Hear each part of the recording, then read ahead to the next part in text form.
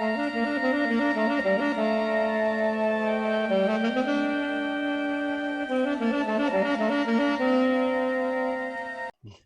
right, welcome back. Today we're going to talk about the upper stack. And interesting thing with this horn is I'm pretty sure the upper stack last time it was oiled with probably motor oil. It ended up being sludge. Let me show you the results of actually cleaning the rod, the key rod. Well, it's been in this thing for probably a day, so it's kind of broken down now. But this was really sludgy. I had it folded over, and it's just breaking it down. But it's really sludgy, and it's like really thick grease. It's smooth in a way, but it's a lot of friction, and it was more on being solidified than actually being a grease. That's why you want to really use a liquid oil and not really a grease. Is it added friction to the keywork and it slowed the keywork down on the upper stack. Lower stack wasn't done that way. The upper stack was. So I mean, using a motor oil just doesn't work. I've never tried a full synthetic motor oil, but I don't think that definitely was the way to go. Want to use a really lighter, a really thinner oil for those internal key rods. We're going to get right to the video about the upper stack right now. So what we're doing now is you took off the top key work. I can tell you that the pivot screws that were in here was keeping the key work really tight. Now all the key work worked, of course, but I could tell from the rebound and the pressure needed to open it. It just wasn't a very smooth mechanical action. Everything was just too tight. So you gotta be careful. It seems like someone just screwed in the pivot screws as hard as they can go in, and that was it, and relied upon the springs for the action. And if you were looking for smooth key work, very fast key work, very fluid key work, you can't do that. And right now I'm trying to fix this problem here where they put in an adjusting screw upside down, which is why I can't, I noticed it early on. I was wondering if I could just work around it, but I can't. Is a stopping factor. You notice I'm screwing this out here, and I have a special tool. This is actually a swedging tool, a small one, and I use it for grabbing the internal rods, as you see here. This whole section is going to be pulled out.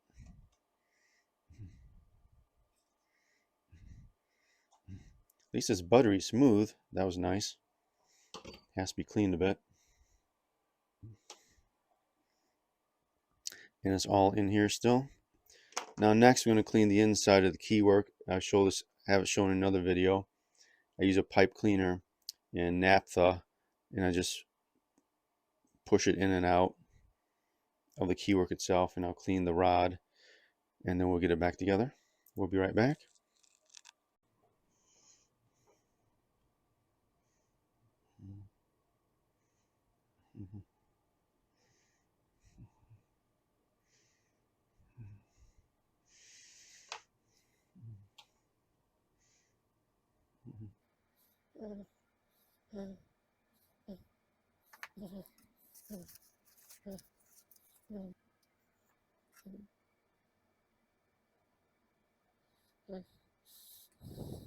So,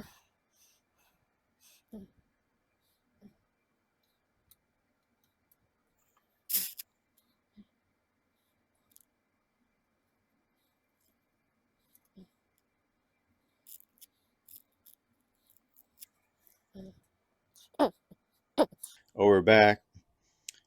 I'm not sure who oiled this thing last, but it certainly looked like they used a motor oil as a lubricant. Because I mean, it's just, I mean, look at this. See how black that is? Like, what in the world do people think of? Putting this back together isn't very hard. Luckily, these aren't needle springs, so if you poke yourself, it won't do anything. gotta sit things in there.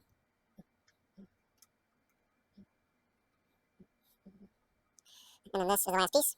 Actually, I should put this on first.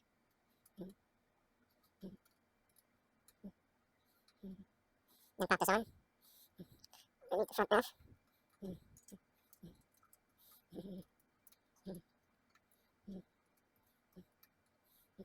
Take our clean rod. Of course, everything falls apart.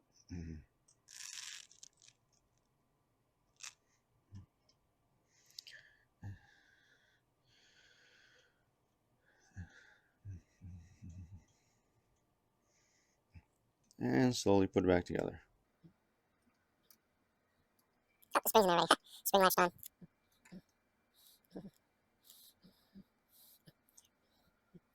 Oops, and I usually as I insert this, I put some synthetic lubricant on it. Forgot to do that.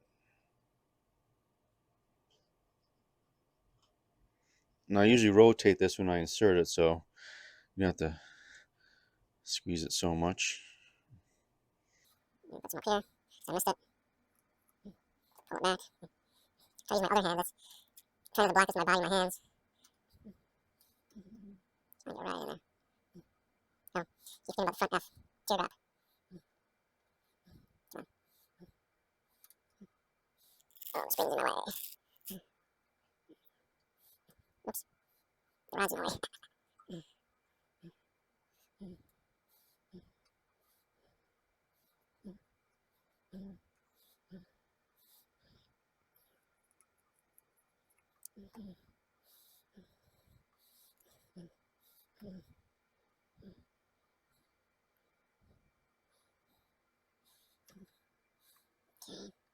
Put this in there.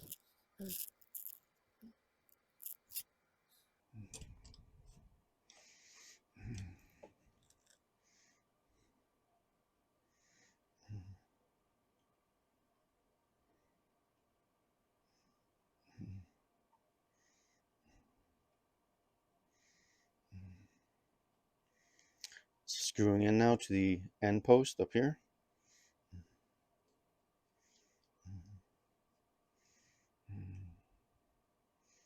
There we go. Now I put the springs back on. I got lifted up for that.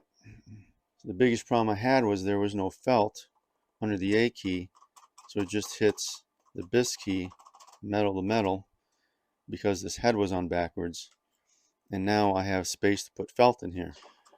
Okay, so that was a hopefully a short video. I had to speed things up a lot, but talked about the sludge in the upper stack and getting the keywork to be more reactive.